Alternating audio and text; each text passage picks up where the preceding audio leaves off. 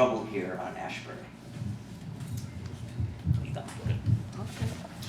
I also want to say this is my moderator's tool. I've been warned, and I know these gentlemen, and some of these people are, it's going to be difficult to keep under a few minutes, but here it is. I'll pay attention. Remember, I'm a historian, so I have to do at least a little background.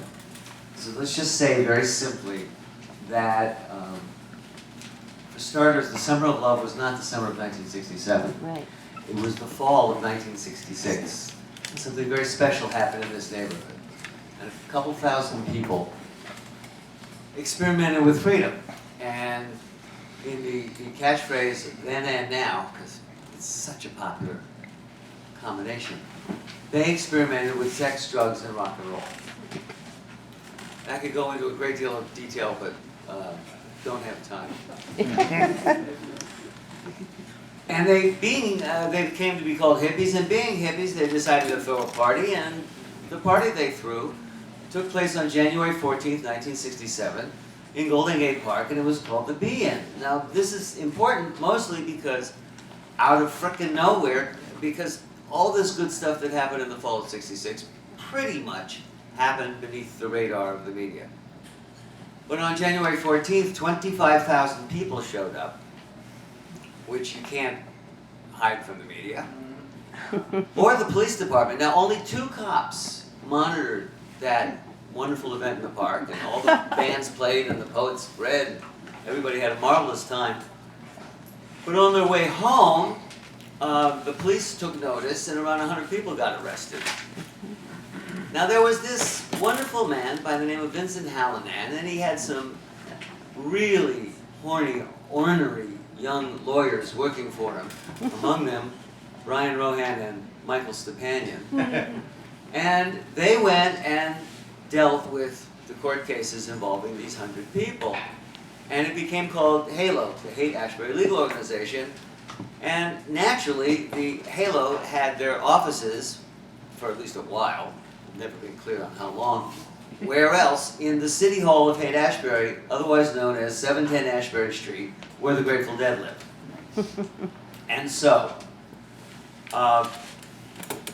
the Be-In happens. The media notices, could hardly not. I was a high school senior in the backwoods of Maine, and I still have vivid memories of opening up my Time magazine and seeing Jerry Garcia and his Uncle Sam hat playing that day, and their cover was blown. And at that point, every bored high school kid in America, all of them, decided they were going to San Francisco, and quite a number of them did. And they flooded into San Francisco, and pretty much, as in any environment that gets overloaded, all hell breaks loose. It will not come as a deep shock to anyone here to know that the San Francisco Police Department was not exactly pleased with all of this action. They still aren't. And one of the things that happened was that eventually, by the end of the summer, they had completely lost patience and decided it was time to set up the most obvious and easy target, because the Grateful Dead didn't lock their front door. And so, they found a guy whose nickname was Hermit. Hermit was part of the Kankakee scene of so-called Merry Pranksters, and he was well known around the Haight, and he was a friend of, among other things, Jerry Garcia and Mountain Girl, his wives. And unfortunately, Hermit was also a child molester. And the police got him, and they squoze him, and they let him know that he could spend the rest of his life in Napa. That was back when we had mental hospitals, before Ronald Reagan. And he could either spend the rest of his life in Napa, or he could geek and set up people. And on the afternoon of October 2nd, 1967, he, among other places, there were 4 busts that day. 4 places busted, many people busted.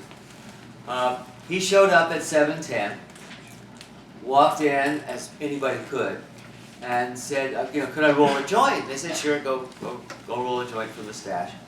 and he rolled a joint, and then he is particularly fond of Jerry and MG, Mountain Girl, and they were going out food shopping. There were people. They had to buy food.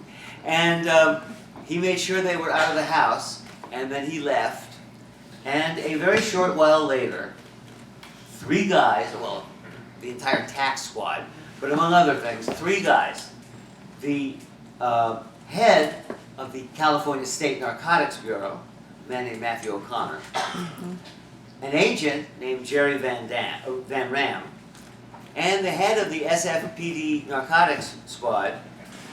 And I hope everybody here, if you haven't yet, has read The Fabulous Furry Freak Brothers, because the head of the San Francisco Narcotics Squad was a man named Norbert, commonly called the Narc, Curry, Norbert Curry, and he's in The Freak Brothers. And the 3 of them and a lot of other cops went through the front door of 710 Ashbury Street, and Van Ram announced, that's what you get for dealing the killer weed, because of course their rap was that the Grateful Dead, who couldn't have organized a tea party, were dealing pot. And off to jail went the people who were occupying the house at the time, which included Pigpen, who didn't smoke dope, Bob Weir, who was into macrobiotics and didn't smoke dope, and a few other people that were involved with the band, including a young woman named Toni Kaufman, whose father was Bob Kaufman, the well-known beat poet, who was there because she worked for Halo and was in the house as, being some kind of assistant. In the middle of all this, Danny Rifkin, who was the Grateful Dead's manager at the time, walked in, and they said, "Oh, so you're Rifkin?" And Danny and his partner, Rock Scully, they didn't have chairs, but they did have a desk. That proved they were the managers. And they had a telephone, and he sat on the desk and picked up the phone, and of course called Michael and Brian Rohan.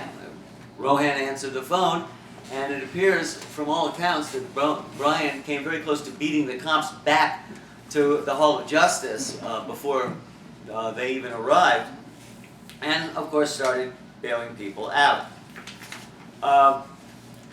Van Ram was dancing around at the Hall of Justice down there on 7th Street or on Bryant, saying, "I got him, I got him." He was dancing what they described as a Hitlerian victory jig. Oh my God. We can observe, I can tell you that Dale, except for the Jew, there were 2 of those people, Tony was one of them, and a young lady named Christine Bennett was another, were minors. So that got a lot more complicated, but everybody else had to be bailed at $550. When they got back to the house, Danny started checking things and discovered that the police, in their brilliance, in their supreme competence, had missed the 2.2 kilo brick that was in the stash drawer, but they didn't miss a $100 bill which had been in the desk. I will tell one side story, and that's about it for the, and then I'm going to talk a little bit about the press conference. But then I'm going to turn it over to Michael, since, as you can see from that picture, he was at the press conference.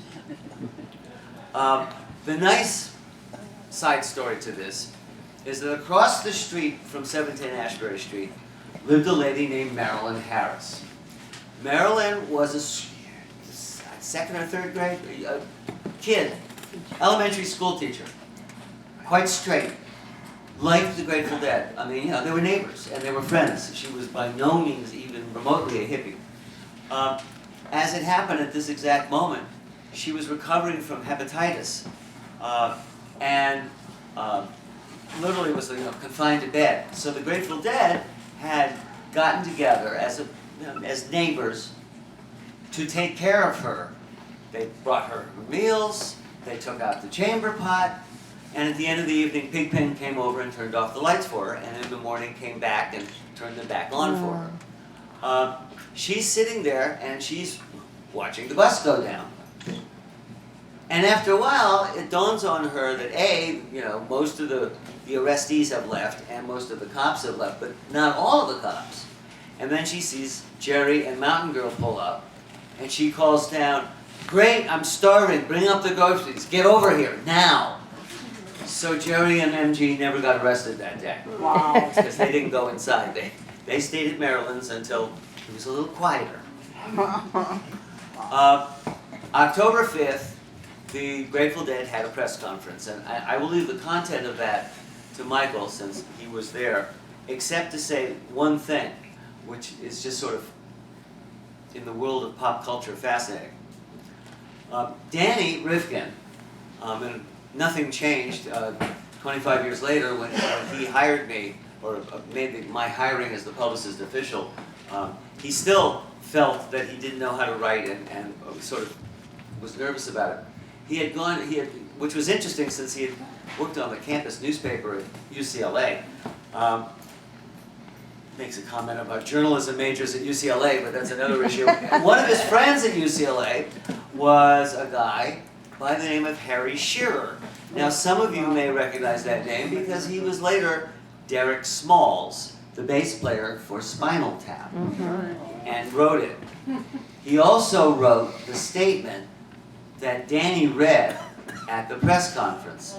And I will only read you one sentence from that press conference because it's kind of depressing, but also cheerful because, as someone earlier said, there's a very good chance that, you know, pot's going to be legal in 6 more months in this state.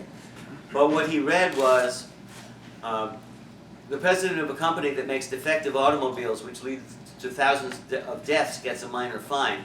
A person convicted for possession of marijuana can be sentenced up to 30 years in jail. The law is so seriously out of touch with reality. And on that, I'll turn it over. Yeah. All right.